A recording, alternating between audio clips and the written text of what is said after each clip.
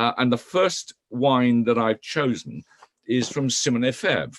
And it's, you've got a label, it's Auxerrois, it's Côte de l'Auxois.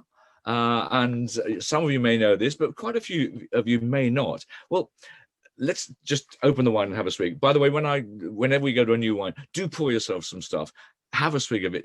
Don't wait for me. Anyone who knows me well knows that you'll wait till the Sahara turns into a. I'll nudge you when we all get a bit too thirsty. So here we are. Here's the first wine. It's an Auxerrois from the Côte de l'Auxois. So interesting point about Simonnet Febvre, which I think you're going to talk about, is that they make Crémant de Bourgogne. They were first known for making sparkling Chablis, but actually the purchase of the gravity-fed winery that Louis Latour bought in the late 1800s was toasted with a case of the Simonnet Febvre Crémant, equivalent of Crémant de Bourgogne. So there's a weird sort of symmetry there. How interesting! Fantastic. Simonnet Febvre is now part of the Maison. Yeah, because I think the thing about Simonnet Febvre is they've been around since 1840. They're famous for classic Chablis. They've got vineyards around the town of Chablis. They've got significant holdings, above all, in that super first growth Mont de Milieu and in the Grand Cru Les Preux. And they've also got an organic range of Chablis and Premier Cru. And as Kate said, you know, they are probably the leading textbook Crémant de Bourgogne producers. So they are a classic operator. But this century hasn't been easy for Chablis, particularly the last decade, with all kinds of afflictions, but above all, frost, decimating crops. I mean, just in 2016, for instance, Simonnet Febvre lost 60% of their crop. Well, Louis Latour had purchased Simonnet Febvre in 2003, seeing it as a like-minded operation, family negociant, high-quality core of domain vineyards in top sites, that kind of stuff. But by 2013, Louis Fabrice Latour, he saw not only a need to find other supplies because of chronic crop shortages, but he also saw an opportunity. There wasn't a lot of possibility of expanding in Chablis, but in the surrounding area, the opportunities were enormous. Why? How? Well, the greater Chablis area is called either the Auxerrois or the Yonne. They're fairly similar. Before the phylloxera scourge of the 19th century, the Yonne was the largest wine producing area in all of France. Nearly 50,000 hectares were vineyards. And at the time of the French Revolution in 1789, these were highly regarded vineyards, and they provided wines for Paris and much further north, and they had a range of extremely decent grape varieties. Grape varieties. Well, there's one grape variety that we should all blame for the collapse of the Yonne, the Gouais Blanc.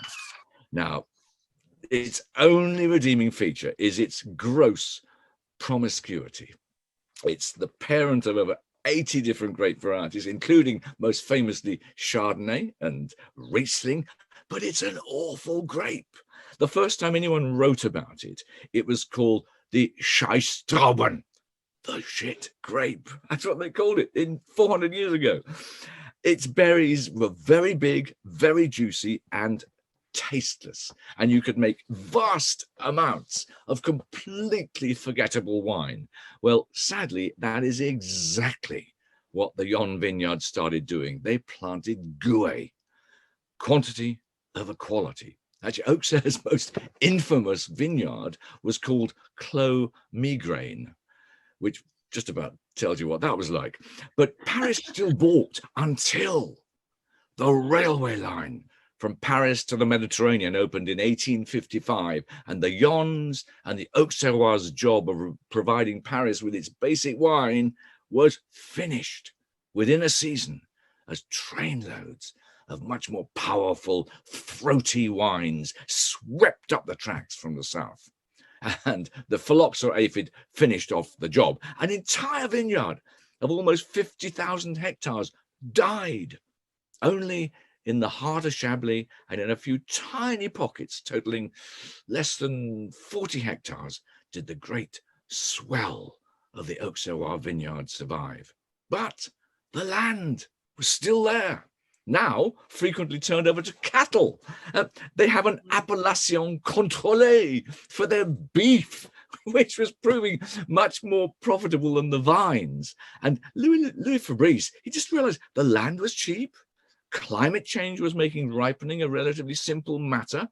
And as he said, when he found the high valleys of the Auxois, now that's a little subsection of the Yonne southeast of Chablis, he said, this could be the Chablis of 30 years ago. Tasty, fresh, underpriced for its quality. And that's exactly what they've done.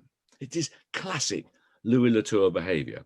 The Auxois in its soil is similar to the Côte de Beaune. Its southern tip of the Auxois, by the way, is only 12 kilometers west of Beaune itself. And the soils of this vineyard for this wine are the same clay limestone layer as Montley, just above Chablis. So, I mean, they bought a chunk of the few remaining vines and then they set out to plant more, and they aim to have 60 hectares in all. And that is more than twice as many as the whole area possessed 10 years ago. And the grapes they've chosen, Pinot Gris, Auxerrois, Chardonnay, Pinot Noir. And I must admit, I think the Auxerrois is the best.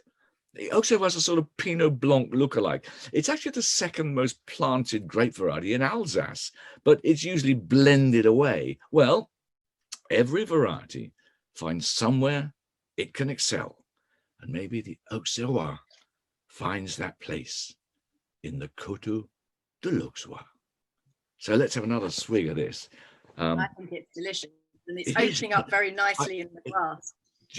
What I like is it's genuinely earthy. It's not got all this nonsense of sort of artificial minerality sulfides. It's properly earthy. It's got an appetizing, fresh terroir, if you can use that word, really, and yet it's got lots of fruit. And it's got green peach and golden gauge and ripe green apples, and it's almost slightly waxy. It's quite different to Chablis. It's quite different to Burgundy. It's quite different to Alsace Auxerrois. It's even slightly chewy. And the vineyards are amazing. They are on these, as you say, beautiful, beautiful slopes, overlooking these kind of bucolic pastures with cows and grazing and wheat and so on. And they've got a lovely mountain to the north, which is 430 meters. Got a lovely mountain to the south, 430 meters. You're only just half a mile away from the Aramos River, which heads up to the Yonne. You've got the Canal de Bourgogne a few miles over there. And that's what you can see exactly why. I mean, there were 5,000 hectares in the Auxois alone at its height. So it was a significant part of the Yonne, 10% of the Yonne, 8 to 10% of the Yonne, 10 to 12% of the Yonne. That's right, mathematics. Too early. And it's right. Just to sort of place people, it's sort of direct. It's almost halfway between Dijon and Chablis, really, as the kind of crow flies. Yeah, it is. And the other interesting thing about this vineyard is everything that Louis Latour and Simonnet Febvre bought was actually grown on the Lyre. So you have these incredible Lyre type vineyards, which you really just don't see very often. But in Uruguay, so one or two very good people in Côte de Blanc use it. Odds and sods on. I mean, it's supposed to be extremely good. It's all to do with shading and to do with food exposure and to do with dealing with vigor. And they say that the Loire, I mean, Geneva double curtain, they say, is very good for dealing with very powerful vigor. And the Lyre is very good for sort of medium vigor. I would have thought Uruguay was pretty high vigor myself, but there are guys in places like the Côte de Blanc in Bordeaux who make fantastic efforts with it. You need a bit of hard work on it, and as the vines get older, it gets more problematic. But it certainly produces good fruit results. I think people are enjoying it. There's definitely notes of a salty tang coming through, which I think is definitely there. And Andy Howard has asked what the price is. This doesn't have much in the way of retail availability at this point, but it would be low to mid-teens. So 13, 14 pounds a bottle, I think retail would be roughly where this sits. So yeah, interesting choice, Oz. I think I love it. yeah.